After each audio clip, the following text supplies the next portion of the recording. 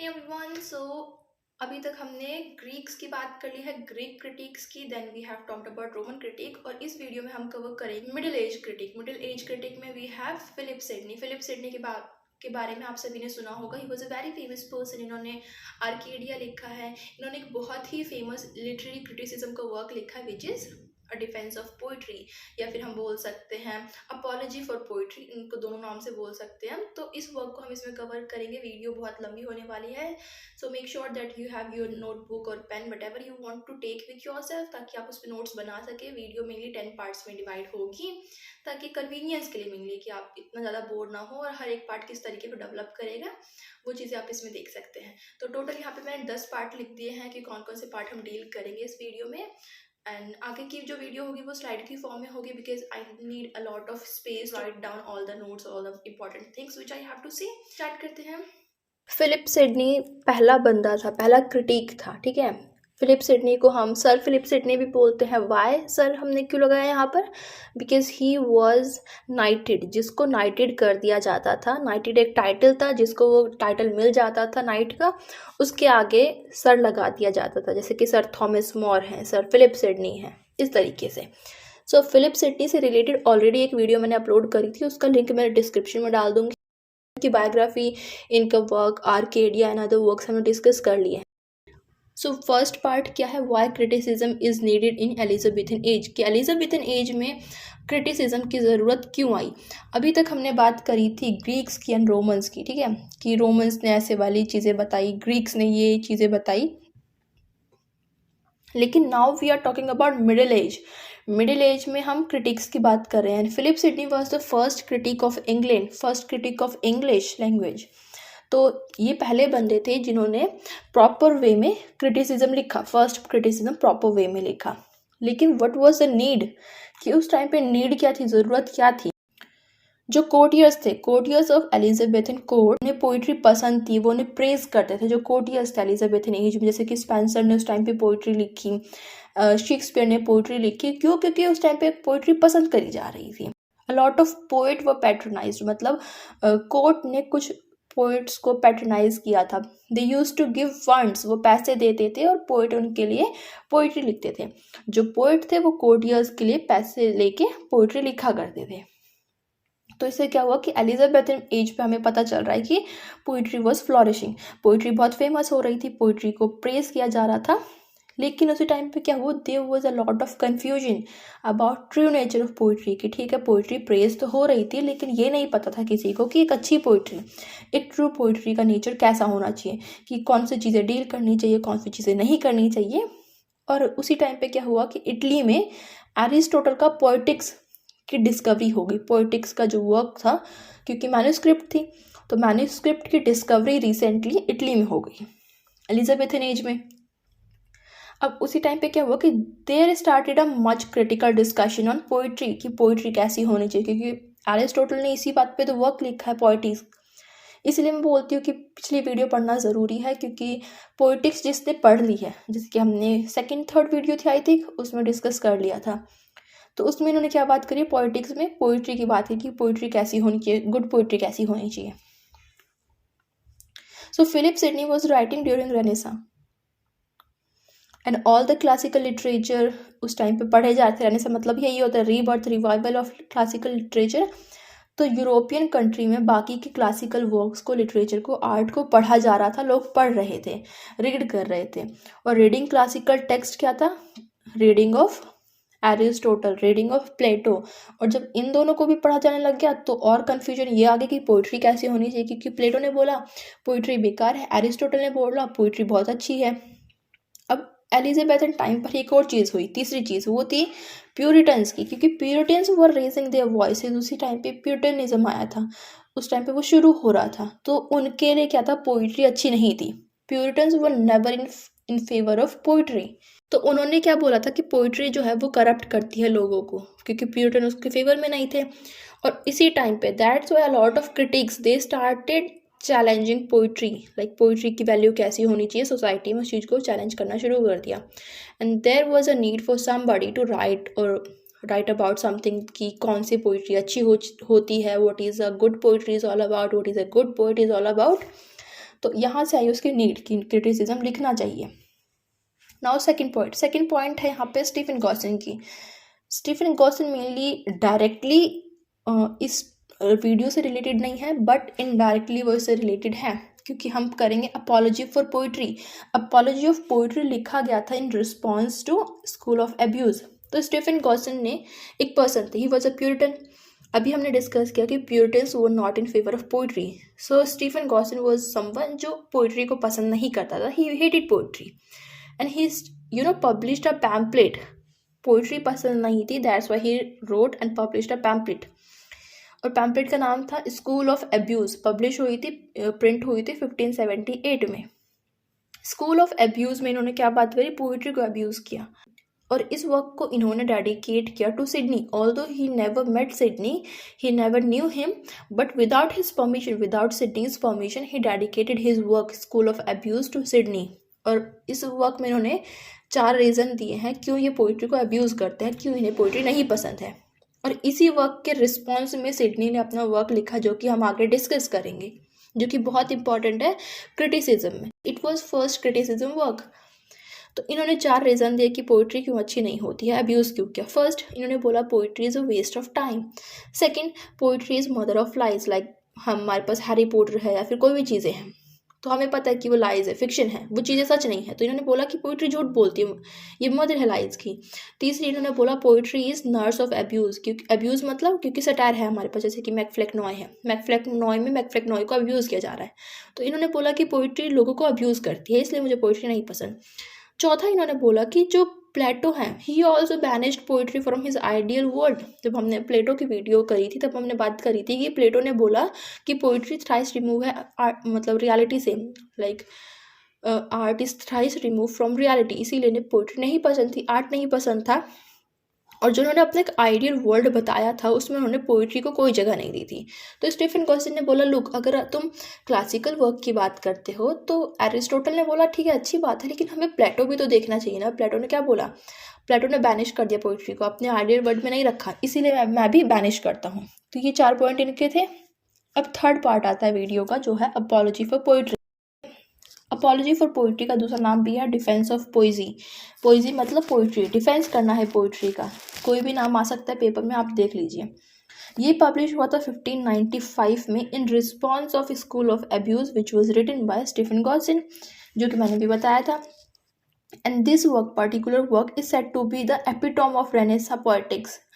Epitome मतलब जब आप कोई एक परफेक्ट एग्जाम्पल सेट करते हो किसी पर्टिकुलर टाइप के लिए, तो इसको एक पर्टिकुलर एक स्टोन बोला गया, जैसे माइलस्टोन बोल देते हैं हम, कोई बहुत ही फेमस एग्जाम्पल है, हाँ ठीक है, यही चीज़ होती है। ये एक एग्जाम्पल सेट कर दे, एक आइडियल बता दिया। तो रेनेसां पोएटिक्स का एक आइडियल बता दिया। With this work a formal inauguration मतलब कोई चीज़ शुरू करना, पायनियर करना, एक फॉर्मल तरीका, एक फॉर्मल इनागुरेशन हो गया लिटरेरी क्रिटिसिज्म के लिए इन इंग्लैंड। उससे पहले क्रिटिसिज्म नहीं लिखे गए थे, पोइट्स ने लिखे थे, लेकिन समवेयर लाइक अगर उन्होंने कोई वर्क लिखा, बीच में उन्होंने बोल दिया कि पोइट्री अच्छी होती है, फिर किसी भी चीज़ को क्रिटिसाइज कर दिया। लेकिन पर्टिकुलरली कोई एक परफेक्ट एक वर्क लिखा नहीं गया था। एंड सिडनी वॉज समवन जिन्होंने एक चीज़ को लेके, क्रिटिसिज्म को लेके अपना पूरा वर्क पब्लिश किया, अपॉलॉजी फॉर पोइट्री।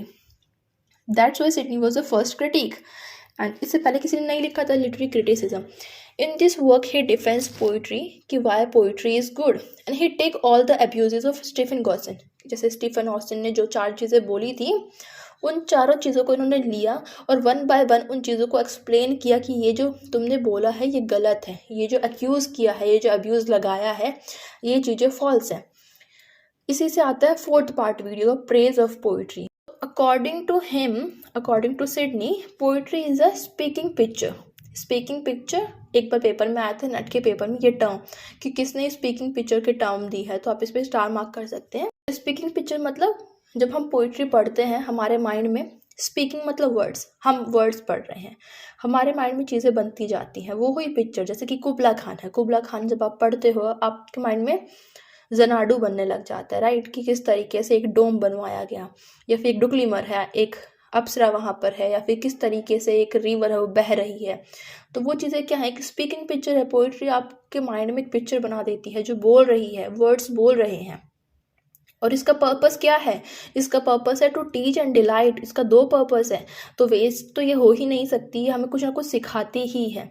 तो इसमें इन्होंने 3 रीज़न दिए हैं why we should praise poetry. First जो है वो इन्होंने बोला कि poetry perceive all the branches of knowledge, all the branches of learning, कि जो पोइट्री है उसमें हर ब्रांच की लर्निंग होती है। For example Homer was the first Greek writer to write. और इसने क्या लिखा, किस चीज़ में लिखा? इन्होंने पोइट्री फॉर्म में लिखे अपने वर्क को। एंड देन जो पोइट्स होते हैं, जैसे कि हम बोलते हैं poets are known as the father of learning, तो फिलोसोफर्स है, हिस्टोरियंस हैं, इन सब ने क्या किया? पहले ज़माने में क्या था? They all used verse form. उस टाइम पे पैराग्राफ नहीं चलते थे, उस टाइम पे पोइट्री फॉर्म चलती थी, सॉन्ग्स चलते थे। जब हमने एंग्लो सेक्शन की वीडियो करी थी, क्लास करी थी, उसमें हमने बात करी थी कि पोइट्री यूज़ होती थी। जो वर्ड्स थे वो बहुत बाद में आए थे, जब क्रिश्चियनाइजेशन हो गया था, जब ये हुआ कि चीज़ें लिखी जानी पड़ेंगी, अब कुछ चीज़ें लिख के स्प्रेड करनी है, अपने आप का जो हमारा गुस्सा था उसको एक्सप्रेस करना है, तब आया वर्ड्स, तब आए पैराग्राफ, तब हमने लिखना शुरू किया पैराग्राफ में। उससे पहले उससे पहले पोइट्री चलती थी। तो इन्होंने कहा कि पोइट्री हर जगह है। Philosophers, historians, they also used poetic form. उन्होंने भी पोइट्री की फॉर्म में लिखा था पहले चीज़ों को। तो इसीलिए इन्होंने बोला कि poetry perceive all branches of knowledge. Second इन्होंने बोला यूनिवर्सैलिटी ऑफ पोइट्री, कि जो पोइट्री है, poetry is universal in nature. आप पोइट्री हर जगह हर टाइम पे फ्लॉरिश होती है। जैसे कि अगर आप बात कर लीजिए इंडिया की, इंडिया में भी पोइट्री है, अमेरिका में भी पोइट्री है, चाइना में भी पोइट्री होंगी। और टाइम पीरियड ऑल एजेस, मतलब 16th सेंचुरी में, 19th सेंचुरी में, 1st सेंचुरी में, हर सेंचुरी में हमारे पास पोइट्रीज थी। सिडनी यहाँ पर 2 एग्जाम्पल देते हैं और बोलते हैं कि इवन द अनसिविलाइज्ड पर्सन, जैसे कि इन्होंने टस्क बोला, TUSKS, यहाँ पे नाम लिख दिया मैंने, एंड टार्टर्स, ये 2 अनसिविलाइज्ड ट्राइब्स हैं। इन्होंने बोला कि even the uncivilized tribes they use to love poetry. क्यों? क्योंकि पोइट्री उनके हार्ट को सॉफ्टन कर देती है। तो इसीलिए उन्होंने बोला कि पोइट्री यूनिवर्सल है, हर जगह आपको पूरे वर्ल्ड में हर जगह पोइट्री मिल जाएगी। That's why we have to praise poetry. तीसरी चीज़ इन्होंने बोली, poetry is extremely respectable in the sense कि ग्रीक्स एंड रोमन्स वो सब पोइट्स थे। ठीक है, हमने जब डिस्कस किया था Roman critic and Greek critic, वो सब पोइट थे। एंड इवन जो डेल्फी, जैसे कि अगर आपने ग्रीक कल्चर सुना है, जैसे अगर आपने एडिपस पढ़ा है, तो उसमें भी था कि और ओरेकल ने बोला कि एडिपस एक दिन ऐसा करेगा, वैसा करेगा, अपनी मदर से शादी करेगा। तो वो जो पर्सन, वो जो ओरेकल में बंदा बैठता था, जो पोइट बैठता था, जो प्रीस्ट बैठता था, वो जिस फॉर्म में अपनी प्रोफेसी करता था, जिस फॉर्म में भविष्यवाणी करता था, उसकी फॉर्म भी सॉन्ग होती थी, रिडल होती थी, पोएम होती थी। तो जब एक प्रीस्ट एक सैक्रेड चीज़ भी इन चीज़ों को यूज़ कर रहा है, तो ये रिस्पेक्टेबल है। इवन बाइबल में भी हमारे पास साल्म्स है, साल्म्स में पोइट्री की फॉर्म में, सॉन्ग की फॉर्म में चीज़ें लिखी गई हैं, मैसेज दिया गया है। तो जब सैक्रेड चीज़ें पोइट्री की फॉर्म को यूज़ कर रहे हैं, then we have to be respectable towards poetry, कि पोइट्री रिस्पेक्टेबल है, हमें रिस्पेक्ट देनी चाहिए, हमें प्रेज करना चाहिए। A poet can make perfect thing जो कि सोसाइटी में एग्जिस्ट नहीं करते। फॉर एग्जाम्पल, सोसाइटी में अगर एक परफेक्ट फ्रेंड, एक आइडियल फ्रेंड एग्जिस्ट नहीं कर रहा है, एक आइडियल लवर एग्जिस्ट नहीं कर रहा है, तो पोइट क्या करेगा? अपने लिए उस लवर को क्रिएट कर लेगा। किसमें? In his poetry. वो अपनी पोइट्री में एक ऐसा बंदा बना देगा जो कि एक आइडियल पर्सन होगा, एक आइडियल फिगर होगा। तो ये क्या हुआ कि परफेक्शन नेचर में अगर उसे नहीं मिलेगी, तो वो कोई ना कोई परफेक्ट चीज़ अपनी पोइट्री के थ्रू क्रिएट कर देगा। That's why we have to praise poetry.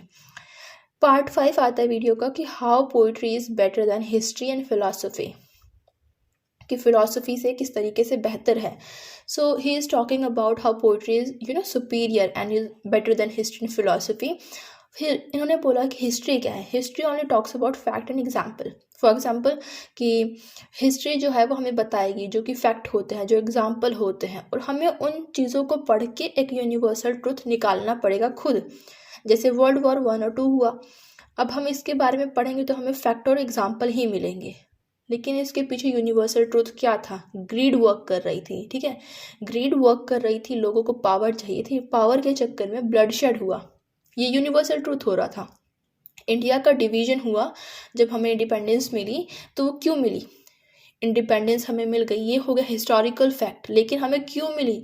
हम उसके बारे में पढ़ेंगे तो हमें पता चलेगा कि यूनिटी की वजह से मिली, कि यूनिटी हैज़ पावर एक यूनिवर्सल ट्रूथ है, जो कि हमें डीप डाउन जाके पता चला। हम इंडिया के हैं इसलिए हमें पता चल रहा है, लेकिन अगर हम इंडिया के नहीं होते तो हमें रिसर्च करनी पड़ती, पढ़ना पड़ता कि क्यों मिला ऐसे वैसे, तो उसके बाद हमें पता चलता कि ऑल द पीपल, चाहे वो कोई भी पर्सन था, उस टाइम पे एक साथ हो रहे थे, लोग लड़ रहे थे, इसीलिए हमें यूनिटी मिली, यूनिटी से हमें पावर मिली, हमें इंडिपेंडेंस मिली।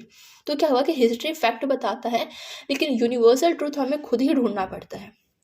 इन्होंने कहा कि फिलॉसफी से बेहतर कैसे है, तो इन्होंने कहा कि फिलॉसफी क्या है, और वो एब्स्ट्रैक्ट कंसेप्ट बताती है जो कि छोटे लोग नहीं समझ सकते। छोटा इन द सेंस जो यंगर लोग होते हैं, यंगर पीपल होते हैं, वो नहीं समझ सकते। फॉर एग्जाम्पल हमने एलिगरी ऑफ केव की बात करी। अब एलिगरी ऑफ केव की जब हमने बात करी, हर पर्सन उसे नहीं समझ सकता। जब मैं ग्रेजुएशन में थी मुझे तब समझ में नहीं आया था, मैं खुद क्या बताऊँ। तो ग्रेजुएशन में भी जो एक माइंड था मेरा वो डेवलप हो चुका था, but still I was young. तो मुझे वो चीज़ उस टाइम पे समझ में नहीं आती थी फर्स्ट सेमेस्टर में कि मैम क्या बात कर रही हैं। जब प्लेटो की बात हुई मुझे समझ में नहीं आया, क्यों? क्योंकि जो वो उन्होंने बात करी वो फिलोसॉफिकल है, वो एब्स्ट्रैक्ट कॉन्सेप्ट है। जो एलिगरी ऑफ केव है, जो फॉर्म है, थ्योरी ऑफ फॉर्म है, वो कहीं ना कहीं फिलोसॉफिकल है। तो फिलॉसफी इतनी बेहतर नहीं है क्योंकि वो एब्स्ट्रैक्ट चीज़ों को बोलती है जो बाकी के लोगों को समझ में नहीं आती हैं। अब इन्होंने बोला, सिडनी ने बोला कि पोइट्री बेहतर क्यों है? क्योंकि पोइट्री डायरेक्टली हमें यूनिवर्सल ट्रूथ बताती है जो कि हिस्ट्री नहीं बताती। जैसे हमारे पास एग्जाम्पल मैं बोलती हूँ कि हमारे पास एक पोइट्री थी सीबीएसई में, a thing of beauty, John Keats की। तो वो क्या है? वो ब्यूटी बता रही है थिंग की, यूनिवर्सल ट्रूथ है कि जो चीज़ें हैं जी लो, आज ही आज जी लो। तो हमें ढूंढना नहीं पड़ा। सेकंड, इन्होंने कहा पोइट्री क्या है, वो एब्स्ट्रैक्ट आइडिया को भी अच्छे से प्रेजेंट करती है जो फिलॉसफी नहीं कर पाती। अब हमारे पास जो पोइट्री स्कूल में थी हमें वो समझ में आती थी, क्यों? क्योंकि वो पोइट्री की फॉर्म में थी। चाहे उसमें कोई भी आइडिया कितना ही इंपॉर्टेंट फिलोसॉफिकल क्यों ना हो, हमें समझ में आ जाता था क्योंकि हम उसे पोइट्री की फॉर्म में पढ़ते थे जब हम बच्चे थे, स्कूल में थे। तो इसीलिए वो बोलते हैं कि poetry is better than history and philosophy. Then आता है इसका 6 पार्ट, डिवीजन ऑफ पोइट्री। इन्होंने पोइट्री को 3 पार्ट्स में डिवाइड किया। Religious poetry which talks about how we praise God. Second poetry philosophical poetry in which we somehow shows the philosophical knowledge, philosophical concept. Third poetry right kind of poetry plus या फिर true poetry बोल लीजिए, जो कि हम literature में पढ़ते हैं। अब इसके सब डिवीजन में ट्रू पोइट्री में बहुत सारी पोइट्री है। Lyric poetry, tragic poetry, then we have elegiac, मतलब किसी की जो डेथ पे लिखा जाता है, comic poetry, satiric poetry, pastoral poetry और एपिक और हीरोइक पोइट्री। और अकॉर्डिंग टू सिडनी एपिक और heroic poetry is the best poetry. ये क्वेश्चन एक बार नेट में आ रखा है, इसको आप स्टार मार्क कर सकते हैं कि अकॉर्डिंग टू सिडनी कौन सी जो फॉर्म है पोइट्री की वो बेस्ट पोइट्री है। तो एपिक एंड हीरोइक जो पोएम है वो बेस्ट पोइट्री का एग्जाम्पल है। देन आता है 7th पार्ट कि आंसर टू गॉसन्स चार्ज। सिडनी ने, गॉसन ने जो चार्ज लगाए थे पोइट्री को लेके, उनके सभी के ऊपर आंसर दिया है इन्होंने। फर्स्ट चार्ज जो था गॉसन का वो था कि poetry is waste of time. Then Sidney says no, it is not a waste of time because it is a source of knowledge, it is a civilizing force. Civilizing force मतलब ये हमें civilised करती है। Knowledge किस चीज़ की देती है? Poetry हमें डिलाइट करती है, टाइम पास तो करती है, प्लस हमें नॉलेज भी देती है चीज़ों के बारे में, हमें बहुत सारे कॉन्सेप्ट पता चलते हैं। और सिविलाइज कैसे करती है? हम कोई चीज़ें पढ़ रहे हैं, हमें सिविलाइजेशन हो रहा है, धीरे धीरे हमारा माइंड सेटल हो रहा है। अगर हम सैवेज हैं तो धीरे धीरे आइडियाज़ हमारे माइंड में आ रहे हैं। Entire nation is gonna civilize, right. Second charge था उनका कि poetry is the mother of lies, कि पोइट्री हमेशा झूठ बोलती है। Then Sidney says look, it is not true because poet never says that he is gonna tell all the things which is right. कभी किसी पोइट ने ऐसा नहीं बोला कि वो सच बोलेगा। कोई भी पोइट कभी झूठ नहीं बोलता। कभी आपने देखा है कि कोई पोइट क्लेम कर रहा है कि ये चीज़ सच है? नहीं, ये सच है, ऐसा कभी नहीं होता। क्योंकि जो पोइट लिख रहा है हमें पता है कि वो फिक्शनल है, पोइट को भी पता है कि वो चीज़ें लिख रहा है वो फिक्शनल है। तो हम ये नहीं बोल सकते कि पोइट झूठ बोल रहा है। झूठ नहीं बोल रहा है पोइट। पोइट ने अपनी इमेजिनेशन की बात करी, वो झूठ नहीं बोल रहा है। जैसे कि आपने यूटोपिया पढ़ी है, ठीक है, यूटोपिया में क्या बात हुई? एक आइडियल स्टेट ऐसा होना चाहिए। अब हम ये नहीं बोल सकते कि मोर ने झूठ बोला कि यूटोपिया के बारे में बोला, लेकिन यूटोपिया तो होता ही नहीं है, क्योंकि मोर को भी पता है कि यूटोपिया नहीं है और हमको भी पता है यूटोपिया नहीं है। तो वो क्या हुआ कि हम नहीं बोल सकते कि जो पोइट है वो झूठा है, झूठा नहीं है वो। वी ऑल नो कि वो जो चीज़ें लिखी गई हैं वो फिक्शनल है। अभी रिसेंट में अवतार मूवी आई है। अब अवतार मूवी में हमें एलियंस दिखाए हैं, पेंडोरा का एरिया दिखाया है।